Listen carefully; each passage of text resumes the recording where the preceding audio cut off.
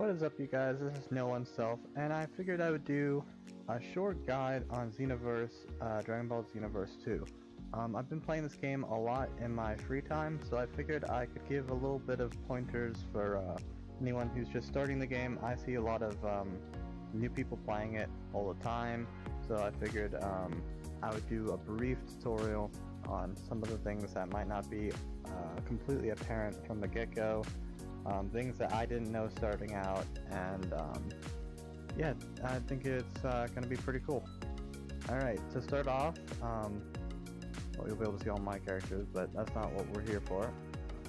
If you go to new characters, you're normally not really sure what to pick. Like, there's quite a few choices to pick. And the cool thing is that they all have their own little thing that makes them a little bit better or a little bit worse in certain things. And what I mean by that is that each one is better for a particular, or has a particular talent that they're good at. In Majin's case, if you can read the brief titles to get like a brief understanding of what they're good at. But for Majins, they're really good for striker builds, in my opinion. Just because, especially the female striker, just because she has a shorter break duration, and they're actually rated as the highest when it comes to strike supers. And if you wanted to do strike damage, it'd be a good race to pick. And then second on the strike would be male Saiyan. So if you like strike moves, you might want to look into getting that. If you don't know what a strike move is at this point, basically, they're more close combat moves. They normally have you hit the opponent. They're normally easier to combo, because you can combo it, a lot of them, right from punches and kicks and such. So that's normally what strikers are used for. And then on the other hand, if you wanted to do a key build, a good race would be Frieza race. Frieza race is really nice because it has a decent buff for that, and at the end, once you get Golden Frieza, you get a Golden Frieza's buff, which increases ki as well. And then, of course, we can't forget the female Saiyan. They are actually probably, if not on par, a little bit better than the Frieza race. They're just so much better with ki than the male Saiyans. That's why they're more of a striker build. They have a buff that they don't tell you about. Well, it says at the bottom that it's better with ki and stamina recovery, but they're actually stronger when it comes to ki blast moves in general. For the other ones, they're all pretty good. Like, the Majins are really good because, like it says, they don't take much damage until they're low on stamina, so they're pretty tanky. Humans are pretty much in the middle ground. Their humans are pretty good at being key builds if you wanted to still use a key human, and then if you wanted to do a striker, you could also do a striker human. So it's kind of like the Saiyans, but a little bit less on the power end. But the good thing about humans is that they have auto ki regen. So if you have moves and such that do that already, it will just add on to that effect. The Namekians, along with Majins, are usually known for their health. Because of how much health they have, they're a lot harder to kill, and it makes them really good for tanky builds if you want to do tanking stuff. The Namekians themselves don't really excel at the top of anything, but they are pretty decent at basic attacks, ki blasts, and I think they're a little bit low on the list for Namekian, for strikes, if you want to do strike stuff with them. But for like a good health tank, a Namekian or a male Majin is a good one if you wanted to be pretty tanky. Alright, and I'm gonna skip past to the next part of the tutorial, and I'll see you when I come back to it. Alright, let's get into height and body type, also known as weight, pretty much, for these. For height, it's they both have different effects on what helps you and hurts you when it comes to them. Height directly affects your health, and also your speed is adversely affected. So let's say you were really short, you'd be a lot faster, but you wouldn't have as much health overall. So if you were a tanky build, you'd want to probably be as tall as you can be. Otherwise, if you want to be a faster build, you could always go to the very bottom if you don't mind not being a little tanky, or you could go somewhere in the middle if you don't really care about that. You just want the person to look a certain way. A body type, this one actually has, for me, I think is a little bit more important. For the thinner ones, key moves actually do more damage, whereas if you're bulkier, strike moves do more damage, which makes this one a little bit more important for me. Although the buff isn't super much, this isn't a lot, but it's still 3% in either direction.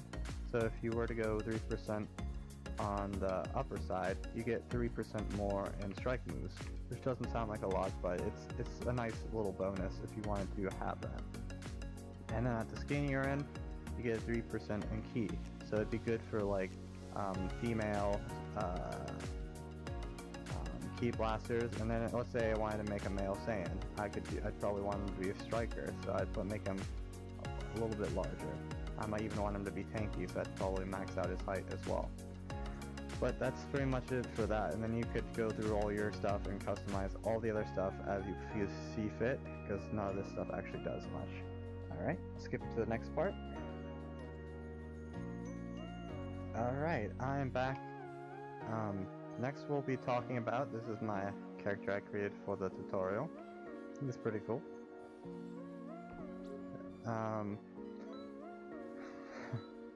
We'll be talking about attributes next. What we do with attributes, they might be a little bit confusing at first. They do what they say, obviously, but sometimes you're not exactly sure what you should put where, and how much of what you should put. For me, I will kind of go over what each one does for your character exactly, and then you can kind of decide whether or not you feel like you should put points into it. Your opinion or other opinions might vary different than mine when it comes to importance of these.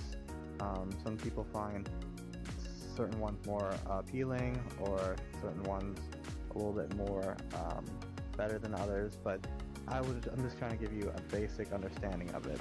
But for max health, use is usually a good one to put up a little bit. I'd say you put a decent amount in it, but you don't put a whole lot, if that makes any sense. Like it's probably going to be your third most, or something around that kind. At least in my opinion, that's why I usually keep it, just because health doesn't really calculate into, for me anyway, into survivability as much as you would think. It's mainly a lot about how you use your skills and such. Some health, but that's why I said you should put some points into it, is good, just so that you can take some hits from the enemies, take some hits from other people, and not die instantly. That's why it is still decently important. For max key, there are some super souls that will pretty much get you to 10 bars or almost there, as well as a move or two, like meditation will get you up to 10 bars without having to put stuff in the max key. It's just, it's also, if you do have that DLC, you could think about not putting points in the max key if you want to build like that. But for me, in my own opinion, I would recommend trying to max out your max key, regardless if you're a strike super main or a blast super main, just because I personally enjoy having all 10 bars on me at all times. And if you get a right QQ bang, you could you can definitely pull off those 10 bars. So I would recommend to put 120 in there, unless you want to go for a build with like meditation where you always have to use the move. Otherwise, I enjoy having those 10 bars at all times without having to worry about that. But for max stamina, I'd say that it's decently important to have some stamina. I'd say a good six bars of stamina total is pretty good.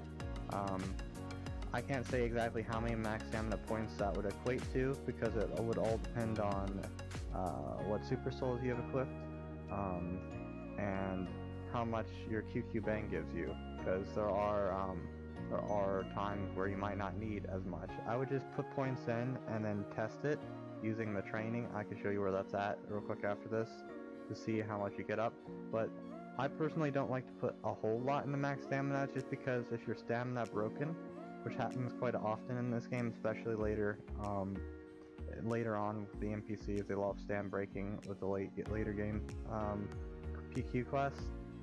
And then also, opponents in PvP love stamina breaking as well, so that would give you a disadvantage in that sense. But that's also up for debate. Some people might find it more important and such. For basic attacks, I personally don't like to put anything in here, but I know a lot of people who would love to max that out and be like, I get that extra percentage for it. I just don't think it's worth it for me, because it doesn't give me that much in comparison to these two would. Because, let me give you an example. I'm punching someone, and let's say the punch damage was like 20 or 30 or something like that. I don't know exactly how much it is, but if I got like a 15% boost when I max this out from 15 or 30, it's not going to give me a whole lot more onto that, because it's not a very big percentage. But let's say I max these two out, and since strike supers and key blast supers do so much more damage, like let's say one's doing, let's say you use one of your key supers on your super bar, it does 4,000 damage. You get a decent amount of bonus to that if you were to do it, in comparison to the basic attack, which is already low, so it's not going to give you too much in comparison to these two. That's why I like, whatever you're going to build for, I would recommend maxing for these. And then if you want to, I would recommend getting a QQ bang that would also optimize that. I will go over that, QQ bangs and such, in a second. But yeah, definitely, to wrap it up, just these two, one of these two to max out. I wouldn't max out both, mainly because you probably won't have enough key points for it unless you don't put any in max key. And that's up to you, like I said before, but I recommend just doing one or the other, as you probably are going to be building for one or the other. Alright, I'll move on to QQ bangs, which is another pretty important thing. At first, you're not going to start off with any of these QQ bangs. You're going to be kind of confused on how they work or why there's a slot there. But basically, they replicate what your clothing does for you, but to an extent where you can kind of control it. So let's say you started off with like the Battle Patroller suit like I have now. That's probably all you're going to have.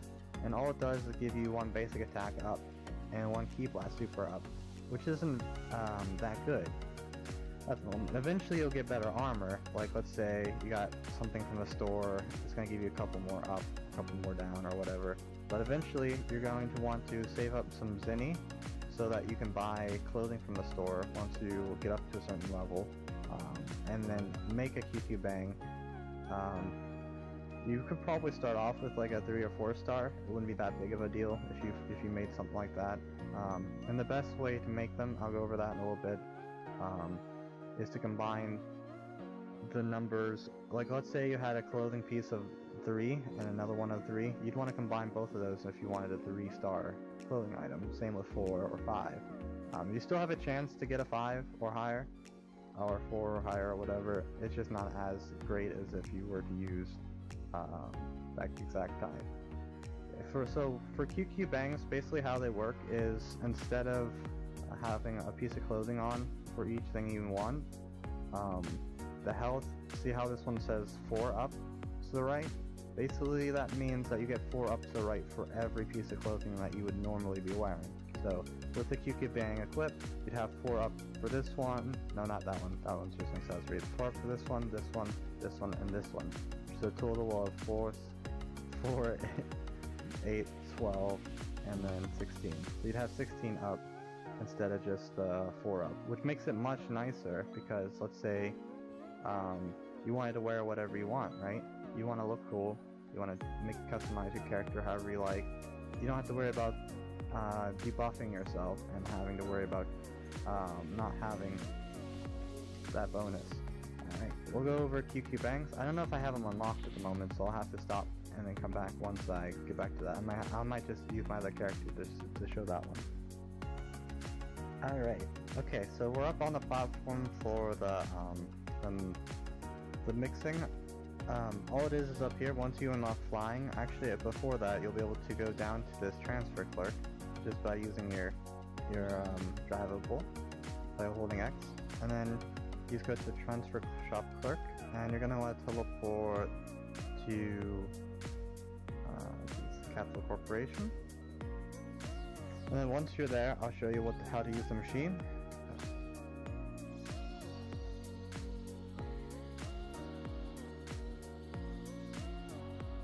Either way, we'll be able to tell. Now that we're here at the